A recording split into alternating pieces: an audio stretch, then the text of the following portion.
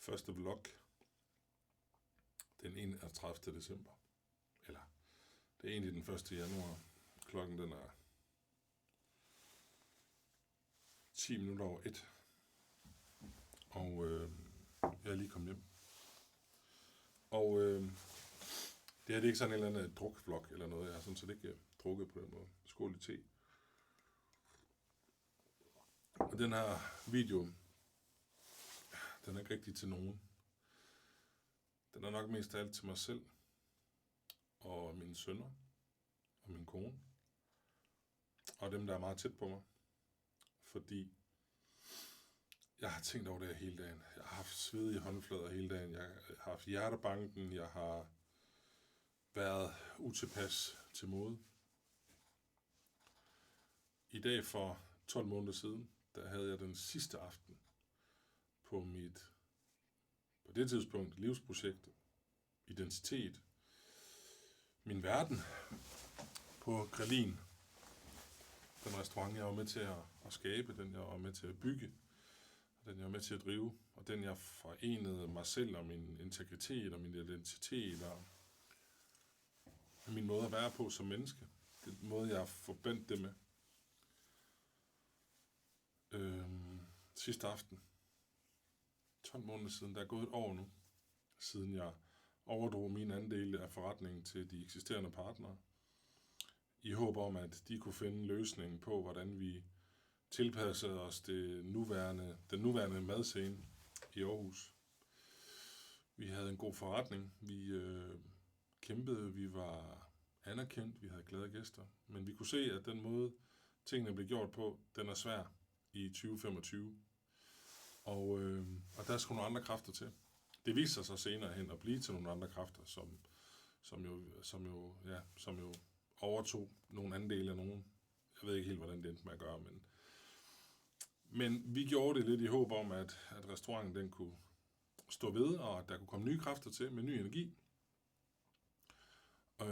som ikke var gamle og slidte og blev fædre ligesom os. Men det er ikke så meget det skal handle om. Dem, der kender Grelin, ved også, hvad skæbnen blev til Grelin efter det. Men det var det, der var ideen. Men det ændrer ikke på, at i dag har været den første nytårsaften i, jeg ved sgu ikke, 15 år, hvis ikke længere tid, hvor jeg ikke har været på arbejde. Og det har været sindssygt svært for mig. Bare da nytårskrudtet begyndte at blive skudt af eftermiddag, så fik jeg sådan nogle, jeg fik hjertebanken. Altså, jeg kunne bare mærke, at nytårskrudt for mig, det er noget, man hørte på vej hjem fra arbejde af. Og det var noget, vi oplevede sammen nede på Grelin med en masse stamgæster og gode venner. Fuck, man, 12 måneder. For 12 måneder siden, der vidste jeg ikke, hvad der skulle ske i morgen. Det eneste, jeg vidste, det var, at den 1. januar, der kom der pressemeddelelsen om, at jeg havde videregivet mine procenter i Grelin, og jeg ønskede dem held og lykke. På det tidspunkt anede jeg ikke, hvad jeg skulle. Hvem og hvordan ansætter man en, som har gjort det, jeg har gjort? Altså, hvis vi ser bort fra kompetencer, hvem ansætter så en, der har været så grundlæggende en profil i sin egen forretning og gjort tingene på sin egen måde? Rent håndværksmæssigt, fagligt, ledelsesmæssigt, alt muligt andet. Jeg var på bar bund. Jeg kunne ikke fysisk gå ned og arbejde i et almindeligt kokkejob. Jeg ville ikke kunne tiltræde i en stor administrativ rolle, fordi det havde min partner Niklas jo stået for det meste af. Jeg havde noget forståelse for det, men det var ikke mig, der havde gjort det. Hvad skulle jeg gøre? Jeg vidste, at den 7. januar, der skulle jeg til København, for der skulle jeg være i Godmorgen Danmark. Og i Godmorgen Danmark, der skulle jeg jo så være den, der sagde, jeg var blevet valgt af TV2 og produktionsselskabet Blue til at være den, som var inde og snakke om 5 fede kokke, som jo var det tv-program, jeg havde været med til at skyde siden september 2024. Så mit liv har også ændret sig oven i alt det her. Beslutningen med Grelin blev taget meget hurtigt. Forslaget kom 22. december, og jeg tror, vi skrev under på papirerne 26. december. Og så var mit fokus ellers bare at drive restauranten efter bedste evne og sørge for, at vores dinner transportable, altså takeaway-gæster, var glade, og de gæster, der var i huset, de var glade. Og jeg havde slet ikke tid til at mærke og føle mig selv i det her. Men jeg var fucking bange. Og det er ikke særlig tit, jeg har været det i mit liv. Og det er ikke et brag, eller det er bare, jeg er ikke typen, der bliver bange. Jeg er jo fucking bange. Hvor skulle den næste løn komme fra? Hvor hus, børn, fuck, jeg er bange. Men den 7. Godmorgen Danmark, og det gik godt, synes jeg.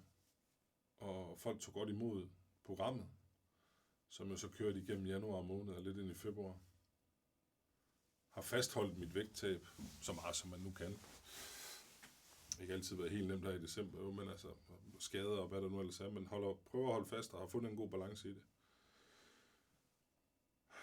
Og jeg fik så en fantastisk mulighed, og hold kæft, hvor jeg er taknemmelig, for at arbejde i Food Family Group, som jeg gør nu, hvor jeg så startede i februar og har nydt den udfordring lige siden, og har udviklet mig på det faglige, ledelsesmæssigt, alle administrative, altså få startet min coaching-del ordentligt op, få givet ordentligt gas, få lavet det her studie her, så jeg kan lave det.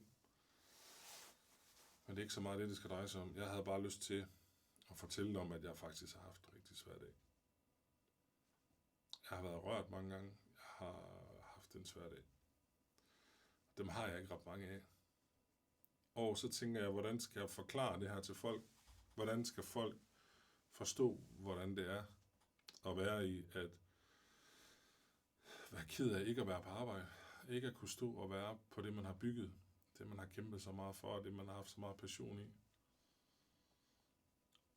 Jeg var gæst til nytår i dag med nogle venner, som passede på mig, som tog mig ind i deres hjem sammen med andre venner, som kommer andre steder fra, men som også var der, fordi de var tætte på mig. Så jeg føler lidt, at nytårsaften i år, den blev sat op omkring mig, og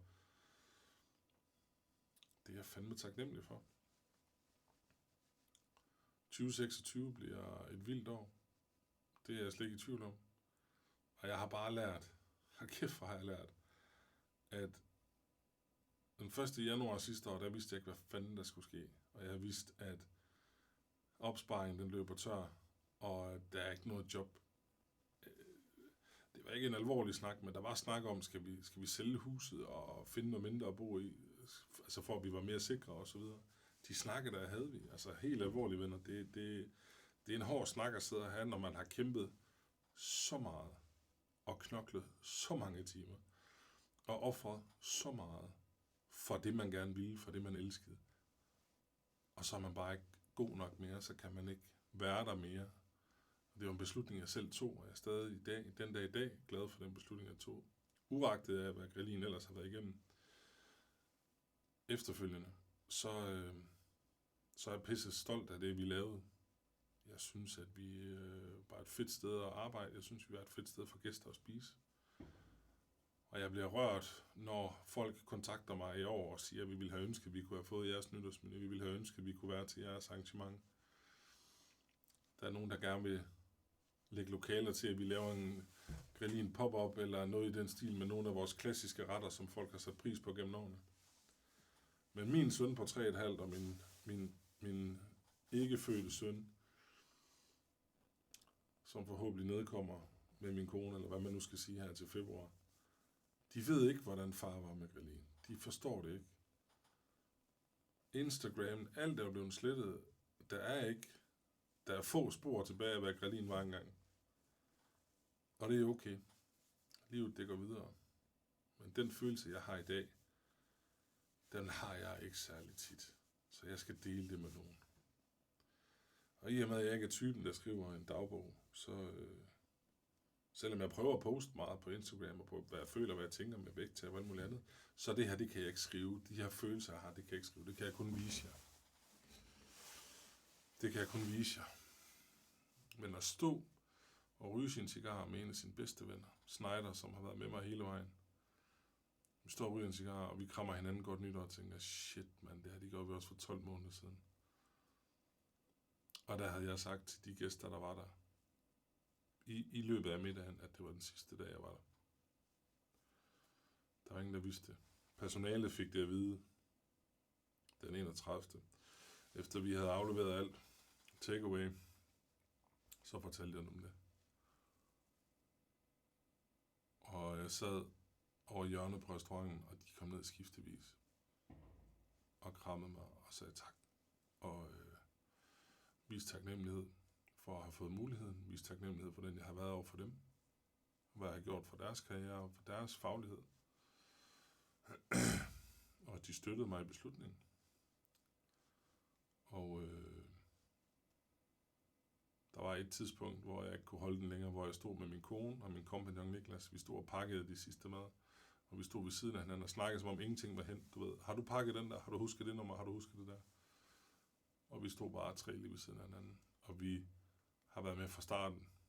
Min kone har været med fra starten. Niklas, min bedste ven, har været med fra starten. Men det var et eventyr. Eventyret, det er anderledes nu.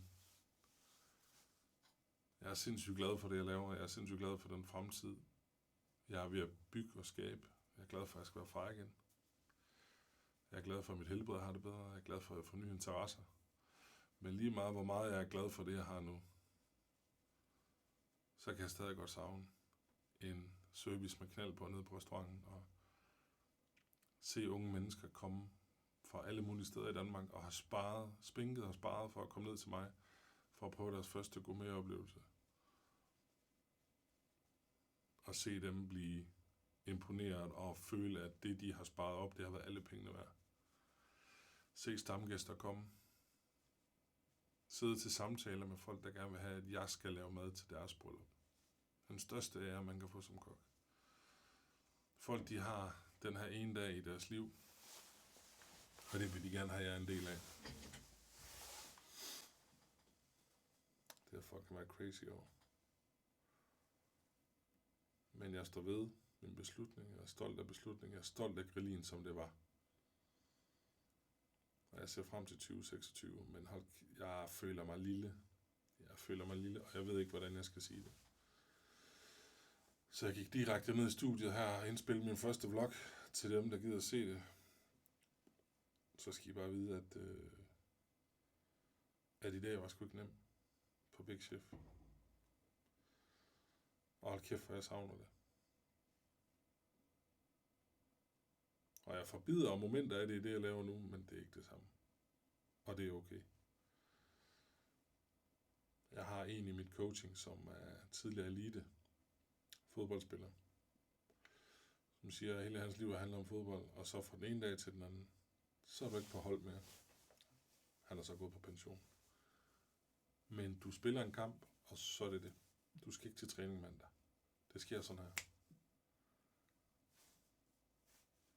Det kan godt være, at du kan blive hyret som træner, eller men du er ikke professionel fodboldspiller mere. Og det er altså ikke bare et job for dem, der gør det. Det er altså en passion, de er drevet ultra meget af. Når de ikke spiller fodbold, så træner de fodbold. Når de ikke træner fodbold, så ser de fodbold. Hvis de ikke ser fodbold, så snakker de fodbold. Hvis de ikke gør det, så drømmer de fodbold.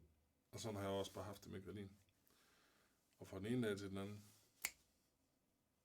og ikke nok med det, så havde jeg ikke nogen plan B. Jeg ofrede alt det, jeg havde, for at tro på, at Grillin havde en fremtid med nogle andre end mig. Selv den sidste dag havde jeg mere loyalitet over for den forretning, end jeg havde over for mit eget, hvad kan man sige, bagland. Jeg tog en chance, fordi at følte jeg var det rigtige at gøre. Fordi jeg startede det op, så slutter jeg det også. Og den prioritet, den har givet nogle knups i livet. Men jeg står her nu. Og min kone stod bag mig, og mine venner stod bag mig. Food Family Group gav mig chancen. De klienter, der har tiltro til mig i mit coaching. TV2. Men vigtigst af alt, så sidder jeg her nu.